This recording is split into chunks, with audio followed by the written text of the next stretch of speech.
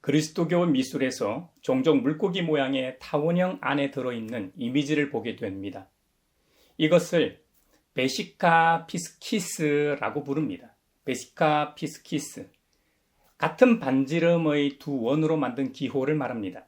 두 원이 있다고 한번 상상해 보십시오. 그리고 한 원의 중심이 다른 원의 원주 위에 오도록 교차한 모양입니다.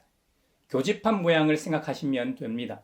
마치 사람의 눈 모양을 세로로 이렇게 세워놓은 모습이죠. 이 베시카 피스키스 모양 안에 그리스도교의 성자들, 특히 예수님의 모습이 들어가 있는 그림이 참 많습니다.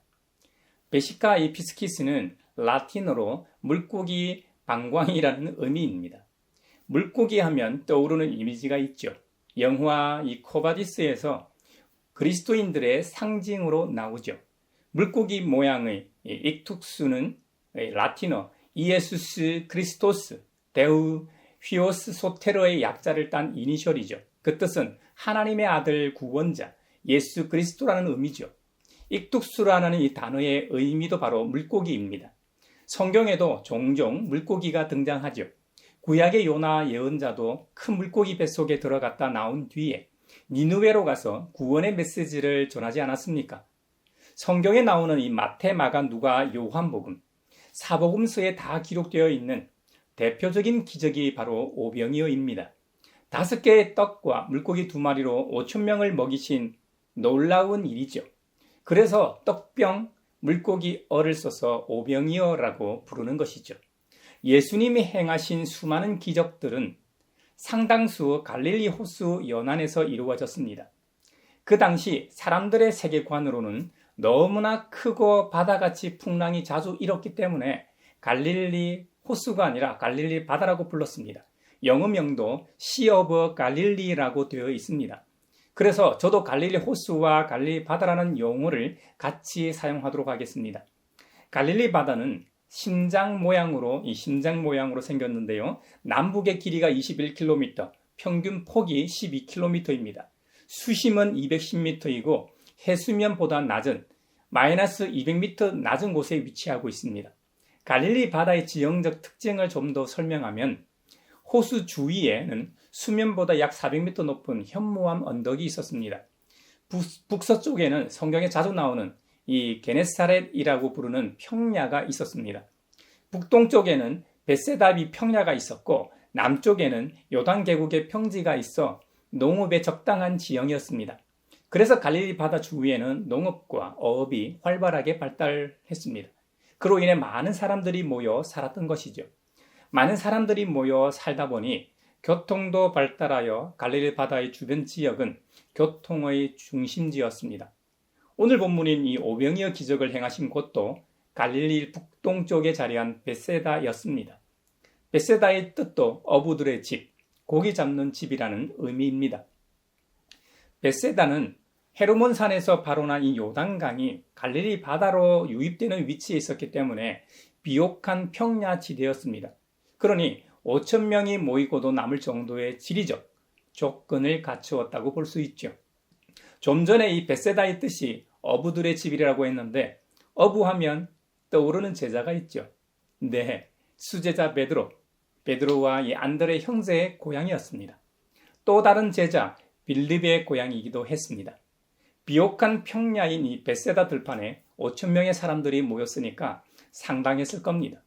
이 많은 사람들이 예수님을 따라다니며 모였던 이유는 예수님께서 병자들에게 행하신 표징 때문입니다. 예수님의 신성을 보여주시기 위한 상징적인 기적 때문에 주님이 가시는 곳마다 엄청난 사람들이 모여 들었던 것입니다. 해는 저물어 가고 빈들이라 식당도 없고 배는 고픈 상황이었습니다. 그래서 예수님께서 그곳 출신인 빌립에게 말씀하십니다. 우리가 어디에서 빵을 사다가 이 사람들을 먹이겠느냐? 빌립이 대답합니다.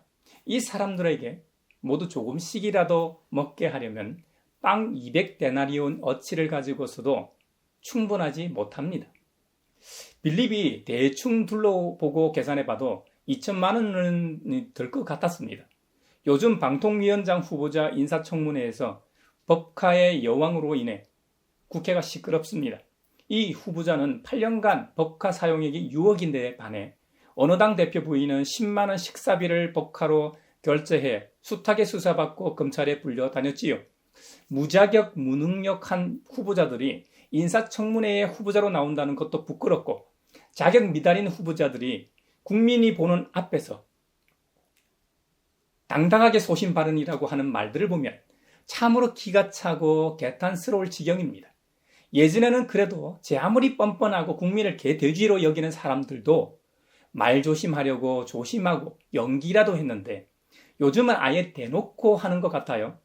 언제부터 그랬나 생각해 보면 국정을 수행하는 지도자가 인사 하나 잘못해 이런 사단이 난 것 같아 참으로 통탄할 일이 아닐 수 없습니다. 우리 모두 이 나라를 위해 한 마음으로 기도하고 이 사회의 시민의 한 사람으로서 책임 있는 말과 행동을 하는 그리스도인이 됩시다. 먹을 것도 없고 먹거리를 사 먹을 장소도 없는 빈들에서 예수님의 질문을 받은 그 지역 출신 빌립을 얘기하다 요즘 핫한 이야기를 했습니다. 빌립이 그곳에 모인 사람들을 정확히는 세지 못했지만 눈대중으로 어림잡아 헤아려 봐도 200데나리온이 들 것 같았습니다. 그 당시 화폐 단위인 데나리온은 노동자의 하루 일당이었습니다. 요즘 환율로 계산해 하루 일당을 10만으로 치면 200일 일당이니까 2천만 원이 되는 것이죠. 예수님과 12 제자들에게 있어 2천만 원은 꽤 큰 돈이었습니다. 그들은 무일푼으로 예수님의 길을 따라 나선 사람들이었습니다. 이전에 자신들이 소유하고 있던 모든 것을 버리고 예수님을 따랐습니다. 한마디로 빌립을 포함하여 12 제자들에게 예수님의 질문은 풀 수 없는 문제였습니다. 빌립은 그 지역 출신이었기 때문에 그에게 이 지역 어디에서 땅을 사다가 이 많은 사람들을 모일 수 있느냐고 물으신 것입니다. 예수님도 빌립을 포함하여 제자들이 할 수 없음을 알고 계셨습니다.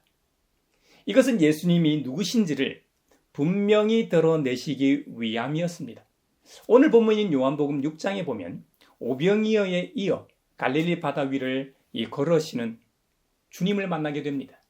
예수님께서는 오병이어에 엄청난 표징을 행하시고 제자 공동체와 함께 다시 산으로 물러가셨다가 날이 완전히 저물었을 때에 제자들만 먼저 바다 건너편으로 가라고 명하셨습니다. 아까 갈릴리 바다를 소개했었는데요. 남북의 길이가 21km, 동서 길이가 평균 12km였다고 했죠. 오병이어를 행한 벳세다가 북동쪽 이 끝자락에 있었고 물 위를 걸으신 사건 이후 도착한 곳이 게네사렛 지역이었으니까 이 두 곳 간 이 직선 거리가 약 11km 정도 됩니다. 제자들이 노를 저어 12월이쯤 갔을 때 큰 바람이 불어 파도가 높은 밤이었습니다. 12월이면 5, 6km 정도 됩니다. 갈릴리 바다 한가운데 지날 때였습니다. 밤 사경이라고 했으니까 지금 시간으로 환산하면 밤 10시경입니다. 불빛도 없는 밤바다에 깊이 210m 되는 바다 한가운데서 그것도 바람이 많이 불고 파도도 높은데 갑자기 뭔가 유령 같은 것이 배 쪽으로 걸어오는 것을 봤습니다. 12명의 제자 모두가 까무라칩니다. 두려워 놀란 제자들을 향해 예수님께서는 안심하여라. 나다. 두려워하지 말아라. 그리고 예수님께서 제자들이 탄 배에 오르시자 바람이 거쳤습니다. 파도도 잠잠해졌습니다. 사랑하는 형제자매 여러분, 이 두 사건에서 여러분이 그 현장에 있었다면 무슨 생각을 했겠습니까? 어떤 반응을 보였겠습니까? 요한복음에는 예수님께서 물 위를 걸으신 사건을 간단하게 기록하고 있지만 다른 복음서에 보면 수제자 베드로가 예수님처럼 물 위를 걷길 열망하죠. 실제로 주님의 허락으로 한순간 걷기도 했습니다. 비록 물에 빠지긴 했지만 저는 베드로가 너무 부럽습니다. 베드로에 있어 그런 체험은 두고두고 간증이 됐을 겁니다. 물론 그 뒤로도 베드로의 욱하고 연약한 성품상 자주 넘어졌지만요. 오병이어와 물 위를 걸으신 사건은 예수님의 신성을 잘 보여주는 표징입니다. 사람은 절대로 물 위를 걸을 수 없습니다. 아무리 가벼운 사람이라고 해도 발을 내디는 순간 물에 빠집니다. 아무리 빠른 사람이라고 해도 몇 걸음 못 가서 물속으로 사라지게 되어 있습니다. 시골 냇가나 연못, 호수 등지에서 소금쟁이 같은 곤충이 물 위에 떠 있는 것을 종종 보게 됩니다. 소금쟁이 다리의 이 털에서 기름막이 분비되기 때문에 물 위에 떠 있을 수 있다고 하죠. 예수 도마뱀으로 알려져 있는 바실리스크 도마뱀도 물 위를 걷죠. 열대 지방에 서식하는 이구아나 일종인 이 바실리스크 도마뱀은 공기방울 덕택에 수면 위를 뛸 수 있다고 해요. 뒷다리의 이 긴 발가락 덕분에 물속에서 수영하듯이 다리를 이 스트로크 하면서 이 공기방울이 만들어져 빠지지 않게 한다는 겁니다. 만약에 사람도 이와 비슷한 환경과 조건을 갖춘다면 물 위를 걸을 수 있지 않을까요? 과학적 실험을 통해 밝혀진 사실은 인간은 절대로 물 위를 걷거나 뛸 수 없다는 사실입니다. 바실리스크 도마뱀처럼 되려면 1초에 200걸음 이상의 속도를 내야 한다고 합니다. 가능합니까? 그리고 체중 80km 사람이 시속 100km의 속력으로 달려야 한다고 합니다. 가능합니까? 현재보다 15배 강한 다리 근력으로 물을 차야만이 가능하다고 합니다. 그런데 이런 조건이 다 갖추어진다고 해도 균형을 잡아줄 긴 꼬리가 없기 때문에 절대로 불가능하다고 과학자들은 말합니다. 2000년 전 제자들은 엄청난 충격에 사로잡혔을 겁니다. 이건 인간의 영역이 아닙니다. 예수님 자신이 물 위를 걷는 것도 놀라운 일이지만 그분의 말씀 한마디로 똑같은 인간이 걸을 수 있다는 사실에 정말 놀랐을 겁니다. 평행 본문인 마태복음 14장에 보면 처음에는 물 위를 걸어오시는 예수님이 유령인 줄 알고 놀라고 두려워했습니다. 하지만 예수님이신 줄 알고 성격 급한 베드로가 자신도 걷고 싶은 욕구가 생겼던 모양입니다. 그래서 베드로가 예수님께 청합니다. 주님이시라면 나더러 물 위로 걸어서 주님께로 오라고 명령하십시오. 예수님께서 허락하시자 용기를 낸 베드로가 진짜로 물 위를 걷기 시작합니다. 그리고 땅 위처럼 예수님께로 뚜벅뚜벅 걸어갑니다. 그런데 다들 아시다시피 베드로가 거센 바람이 불어오는 것을 보고 무서움에 사로잡히자 그만 물에 빠지고 말죠. 결국 예수님께서 손을 내밀어 살려주시죠. 예수님과 물에 빠진 베드로가 함께 배에 오르자 바람은 그치고 파도는 잔잔해졌습니다. 배 안에 타고 있던 11명의 제자들은 일제히 예수님께 무릎을 꿇고 고백합니다. 선생님은 참으로 하나님의 아들이십니다. 오병이어는 또 어떻습니까? 제자들을 빼고 몇십 명의 사람이 함께 먹은 것이 아닙니다. 무려 5,000명이 부족함 없이 그것도 배불리 먹었습니다. 그리고 넉넉하게 남아서 12광주리에 가득 찼다고 했습니다. 예수님을 둘러싸고 있던 소수의 사람들을 제외하곤 이 음식이 어디서 났는지 몰랐습니다. 사실 관심도 없고 그냥 고맙게 먹었을지도 모릅니다. 하지만 예수님 곁에 있던 12명의 제자들은 달랐습니다. 그들은 저녁 식사 시간에 먹거리를 해결하는 문제로 고민하던 자들이었습니다. 그리고 그 음식이 어디에서 난 것인지 직접 두 눈으로 보았던 현장 증인들이었습니다. 제자들은 주님께서 베풀어 주신 음식을 나눠주면서도 놀라움에 사로잡혔을 겁니다. 모인 사람들이 5,000명이나 되었기 때문에 정신없이 나누어 주면서도 신기하고 신기했을 겁니다. 요한복음 이 본문에 보면 사람들은 예수님께서 행하신 표징을 보고 이분은 참으로 세상에 오시기로 된 그 예언자이다 하고 말하였다는 겁니다. 예수님을 만나면 누구나 그분이 누구신지 금방 알아보게 됩니다. 설교 초반에 물고기 얘기를 하면서 언급했던 익투스 물고기 문양처럼 주님은 하나님의 아들, 우리의 구원자, 예수 그리스도이십니다. 할렐루야, 아멘. 2000년 전 사람들은 성육신하신 예수님을 직접 만나 뵙고 그분을 알아보고 믿었습니다. 하지만 지금은 육적으로 분명히 우리와 함께 하시지 않습니다. 하지만 에베소서 3장에 의하면 하나님의 거룩한 영이신 성령을 통하여 믿음으로 말미암아 우리 마음속에 머물러 계신다고 기록하고 있습니다. 저는 이것이 우리에게 더 큰 은혜라고 생각합니다. 제자들을 한번 보십시오. 오늘 본문인 오병이어와 물리를 걷는 사건 말고도 이루다 헤아릴 수 없는 기적 한가운데 있었지만 순간순간 믿음 없는 말과 행동을 얼마나 많이 했습니까? 끝내는 주님을 모른다고 부인하고 고백하지 않았습니까? 다른 제자는 직접 돈 받고 예수님을 팔아 넘기기도 했습니다. 눈에 보이는 기적이라는 것은 한계가 있습니다. 그 기적이 사라지거나 희미해지면 믿음의 대상에 대한 믿음도 희미해지고 사라짐을 보여줍니다. 이런 현상은 다만 제자 공동체에서만 발견되는 것이 아닙니다. 그들의 조상들에게서 수도 없이 봐왔던 모습입니다. 인류 역사상 가장 큰 기적을 연속으로 지속적으로 체험했던 출애굽을 생각해 보십시오. 물리를 걷는 정도가 아니라 깊은 바다가 아예 갈라져 마른 땅처럼 그 가운데를 걸어서 건너기도 했습니다. 그들이 건너고 나서 그들을 뒤쫓던 파라오의 군대가 전멸하는 것도 목도했습니다. 그런데 그들은 홍해 사건이 있은 직후 원망하고 불평했던 족속들이었습니다. 이것이 우리의 정체성입니다. 우리의 본연의 모습이라는 말입니다. 우리 스스로는 우리에게 주어진 믿음을 간직하고 간수할 능력이 없습니다. 이 믿음을 주신 주님께서 이 은혜의 선물을 우리 마음속에 간직하도록 도와주셔야만 가능합니다. 그래서 주님 예수 그리스도께서는 오히려 당신이 우리에게서 떠나가는 것이 유익하다고 말씀하셨던 이유입니다. 주님께서 떠나가시면 대신해서 하나님의 거룩한 영이신 보혜사 성령님을 보내주시겠다고 약속하셨습니다. 할렐루야!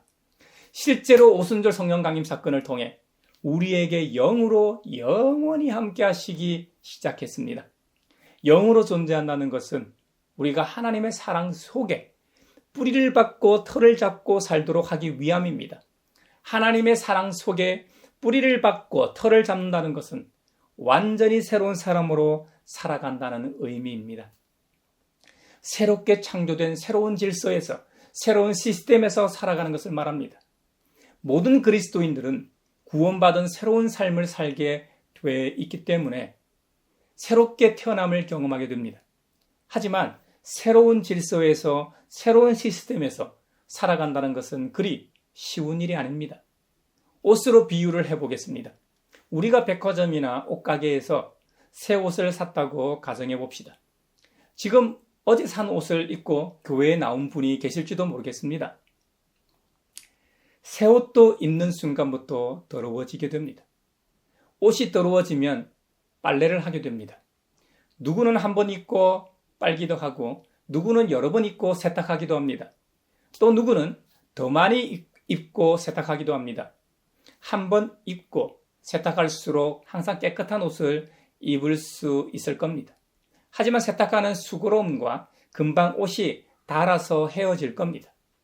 이것처럼 우리의 믿음의 길도, 믿음의 여정도 매번 영적인 세탁이 필요하다는 의미입니다. 새 옷을 사 입듯이 우리도 그리스도로 말미암아 새 사람을 입었습니다. 하지만 세상에서 살아가기 때문에 제 아무리 믿음이 좋은 사람이라고 해도 세속의 때를 묻히기 마련입니다. 그 세속의 때를 세탁하지 않으면 그 묻은 세속 때가 우리를 시험에 들게 하고 넘어지게 합니다. 무엇보다 그리스도로 새 옷을 입었다고 해도 우리 안에 완전히 도말하지 않은 쓴뿌리가 순간순간 올라오기 때문이죠. 서로 사랑하라고 말씀하시는 주님을 모시고 사는 베드로가 겟세마네 동산에서 예수님을 잡으러 온 대제사장의 종 말고의 오른쪽 귀를 잘랐음을 잊지 말아야 합니다. 베드로의 입장에서는 예수님을 보호하기 위함이었을지 모릅니다. 하지만 그 행위에 대해 예수님께서 뭐라고 말씀하셨는지 우리는 기억해야 합니다. 네 칼을 칼집에 도로 꽂아라. 칼을 쓰는 사람은 모두 칼로 망한다고 말씀하시지 않았습니까? 그리고 그 귀를 도로 붙여주셨습니다. 원수까지 사랑하라는 말씀의 의미가 무엇인지 이 사건에서 알 수 있습니다. 사랑은 허다한 죄를 덮는다고 훗날 베드로가 고백합니다. 이것이 새 질서 위에 세워진 교회의 지체로서 우리의 행동 강령입니다. 저를 포함해서 우리가 버려야 할 옛 성품들이 있음을 기억합시다. 그리고 무엇보다 이 모든 일이 가능하도록 기도하는 일입니다. 바울은 에베소 교인들에게 권면하기를 믿음으로 말미암아 그리스도를 여러분의 마음속에 머물러 계시게 하여 주시기를 빕니다. 여러분이 사랑 속에 뿌리를 받고 털을 잡아서 모든 성도와 함께 여러분이 그리스도의 사랑에 너비와 길이와 높이와 깊이가 어떠한지를 깨달을 수 있게 되고 지식을 초월하는 그리스도의 사랑을 알게 되기를 빕니다. 그리하여 하나님의 온갖 충만하심으로 여러분이 충만하여지기를 바랍니다. 아멘. 기도하는 이 장면이 참 아름답죠. 저 역시 저를 포함하여 가양교회의 모든 식구들이 청량할 수도 없고 표현할 수도 없는 하나님의 사랑을 알게 되기를 바라는 마음입니다. 오늘날 많은 성도들이 신앙생활하다가 낙심하고 중도에 포기하는 까닭은 바울이 권면하는 하나님의 사랑을 알지 못하기 때문일 겁니다. 한번 생각해 보십시오. 이 세상을 사랑으로 창조하신 하나님, 그 주님의 사랑이 얼마나 크고 광대하겠습니까? 그분의 사랑의 이 너비와 이 길이와 높이와 이 깊이는 적어도 최소한 이 세상에 존재하는 우주의 크기만큼입니다. 우리가 아는 영역이 그 정도이니까요. 주님의 사랑이 미치지 않는 곳은 이 우주에 없습니다. 신학적으로는 주님의 통치가 미치는 영역을 하나님 나라라고 말하고 하나님 나라는 이 세상의 전부입니다. 하나님께서 존재하시는 곳이 곧 하나님 나라이기 때문이죠. 창조주께서 존재하지 않는 곳은 없습니다. 그 사랑이 우리에게 나타난 것이 바로 십자가입니다. 십자가를 한번 그려보십시오. 십자가 위쪽은 거룩하신 하나님께 닿아 있습니다. 그리고 십자가의 이 아래쪽은 더럽고 죄 많은 세상에 닿아 있습니다. 바로 저와 여러분에게 닿아 있습니다.